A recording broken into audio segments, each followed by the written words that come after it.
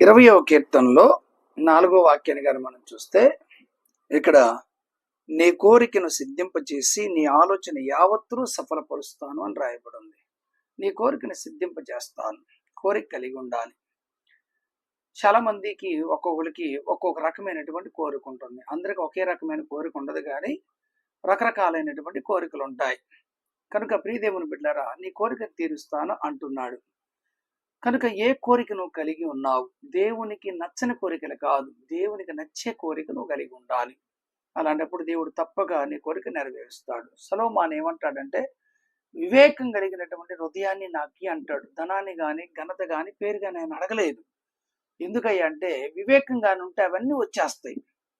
కానీ ధనం ఉంటే వివేకం ఏమి రాదండి, అన్ని కోల్పోతాం. కనుక సొలొమోను వివేకం కలిగిన హృదయాన్ని అడిగాడు కనుక దేవుడు తనకు కావలసినవన్నీ కూడా ఇచ్చాడు. పేరునిచ్చాడు, ఘనతనిచ్చాడు, ధనాన్ని ఇచ్చాడు, అన్ని ఇచ్చాడు. మరి వాక్యాన్ని వింటున్నటువంటి ప్రియ దేవుని బిడ్డారా, నీ యొక్క జీవితంలో, నా యొక్క జీవితంలో మరి దేవుడు నీకు నాకు ఏమైనా చెయ్యాలి అంటే మనం ఎలాంటి కోరిక కలిగి ఉండాలి అన్నది చాలా ప్రాముఖ్యమైనది.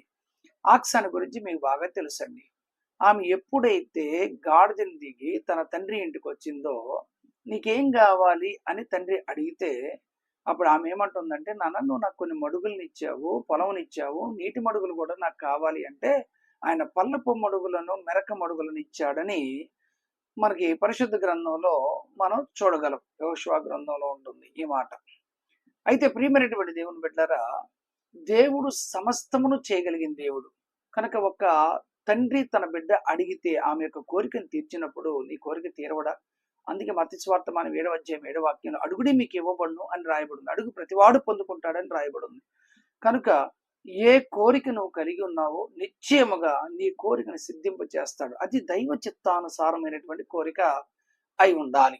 లేకపోతే ఆ కోరికలు ఫలించవు. ఒకసారి ఒక ఆమె వచ్చి జబదయి కుమారుల తల్లి ఇద్దరు కుమారుల్ని ఒకళ్ళ ఎడం పక్క ఒకళ్ళ కుడి పక్క కూర్చోబెట్టుకోవాలని ప్రభుత్వం చెప్పింది. మీరేం కోరుకుంటున్నారు, మీరు ఎరగరు అంటారు. కనుక కొంతమంది ఏం కోరుకుంటారో వాళ్ళకే తెలియదు. కనుక నువ్వు కోరుకునేది ఏదైనా దైవ చిత్తానుసారంగా ఉంటే తప్పక దేవుడు చేస్తాడండి. నీ కోరికను సిద్ధింపచేసి నీ ఆలోచన యావత్తును సఫలపరుస్తానని దేవుడే చెప్పాడు కదా. కనుక నువ్వు ఏ మంచి కోరిక అయితే కలిగి ఉంటావో తప్పక నా దేవుడు నీ జీవితంలో కార్యం చేయటానికి ఎప్పుడు సిద్ధంగానే ఉన్నాడు. నిత్యముగా నీ కోరికను సిద్ధింపజేసి నీ జీవితంలో గొప్ప కార్యములు దేవుడే చేయును గాక. ఆమేన్.